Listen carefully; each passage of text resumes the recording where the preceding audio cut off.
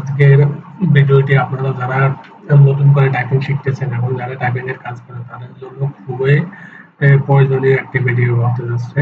আশা করি বন্ধুরা আপনারা ধৈর্য সহকারে পুরো ভিডিওটি দেখবেন এবং ভিডিওটি ভালো লাগলে অবশ্যই আমার চ্যানেলটিকে সাবস্ক্রাইব করবেন, লাইক, কমেন্ট এবং শেয়ার করে পাশে থাকবেন।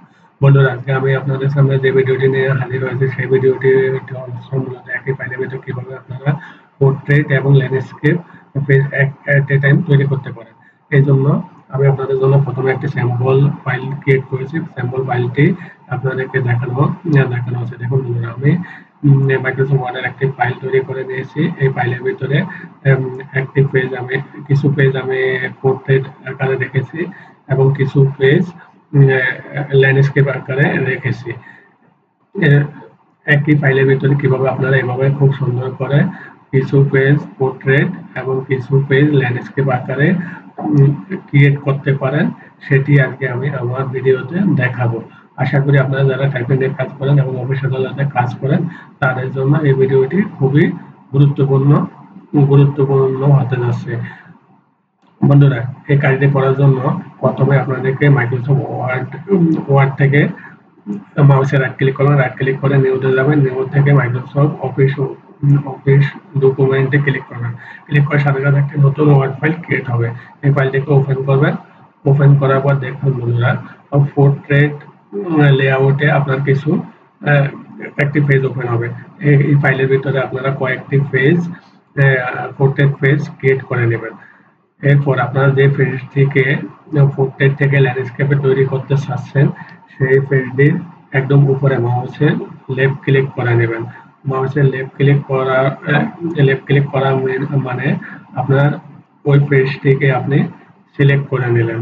সিলেক্ট করার পর আপনি মাইক্রোসফট অফিস ওয়ার্ডের উপরে দেখেন লেআউট নামে একটি মেনু অপশন আছে। লেআউট অপশনে ক্লিক করবেন। ক্লিক করার পর লেআউটে ইমিডিয়েট নিচে ব্রেক নামে একটা অপশন আছে। ব্রেকে ক্লিক করবেন। ব্রেক থেকে নেক্সট পেজ অপশন আছে। ব্রেক নেক্সট পেজ অপশনে ক্লিক করবেন। ক্লিক করার পর ওরিয়েন্টেশনে যাবেন। ওরিয়েন্টেশন থেকে আপনারা যদি পোর্ট্রেট করতে চান তাহলে পোর্ট্রেটে ক্লিক করবেন। যদি ল্যান্ডস্কেপ করতে চান ল্যান্ডস্কেপে ক্লিক করবেন। যেহেতু আপনি পোর্ট্রেট আছে ল্যান্ডস্কেপ করতে চাচ্ছেন তাই আপনারা এখন অবশ্যই ল্যান্ডস্কেপে ক্লিক করবেন। ল্যান্ডস্কেপে ক্লিক করার সাথে সাথে এখন বন্ধুরা আপনার সিলেক্টেড পেজের নিচে যত পেজ আছে সবগুলো পেজ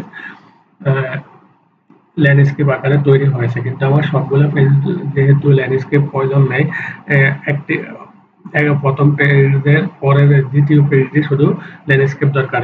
এই জন্য দ্বিতীয় পেজটি রেখে তৃতীয় পেজে আমি আবার মাউসের লেফট ক্লিক করে সিলেক্ট করে নেব। তারপর আবার লেআউটে যাব। লেআউট থেকে ব্রেক থেকে নেক্সট পেজে ক্লিক করব। নেক্সট পেজ থেকে ক্লিক করব যেহেতু আপনার ল্যান্ডস্কেপ থেকে পোর্ট্রেটে নিব এই জন্য পোর্ট্রেটে ক্লিক করব। ক্লিক করার সাথে সাথে দেখুন বন্ধুরা তৃতীয় পেজের নিচে যত পেজ আছে সবগুলো পেজ আপনার পোর্ট্রেট হয়ে গেছে।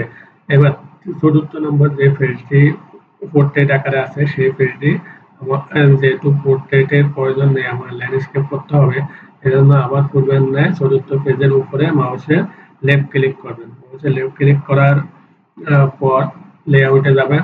লেআউট থেকে ব্রেক থেকে নেক্সট পেজে ক্লিক করবেন। নেক্সট পেজে ক্লিক করার পর ওরিয়েন্টেশন যাবেন।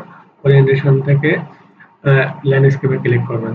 এবার বন্ধুরা দেখুন আপনারা আপনার একই ফাইলের ভিতরে আপনার প্রয়োজন অনুসারে যে পেজটিকে আপনার পোর্ট্রেট দরকার সেই পেজটিকে আপনার পোর্ট্রেট আকারে সাজাতে পারছেন এবং যে পেজটিকে আপনার ল্যান্ডস্কেপ দরকার সেই পেজটিকে ল্যান্ডস্কেপ আকারে খুব সহজে কিছু নিয়ম ফলো করার মাধ্যমে আপনারা তৈরি করতে পেরেছেন।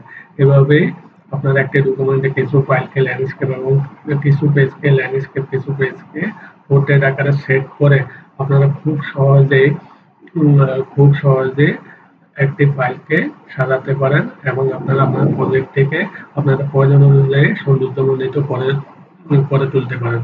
বন্ধুরা, ভিডিওটি যদি আপনাদের ভালো লেগে থাকে অবশ্যই ভিডিওটি শেষ পর্যন্ত দেখবেন এবং লাইক করবেন, শেয়ার করে সাবস্ক্রাইব করে আমার চ্যানেলের পাশে থাকবেন এবং এই ধরনের আরো গুরুত্বপূর্ণ ভিডিও পেতে অবশ্যই আমাকে সাহায্য করবেন।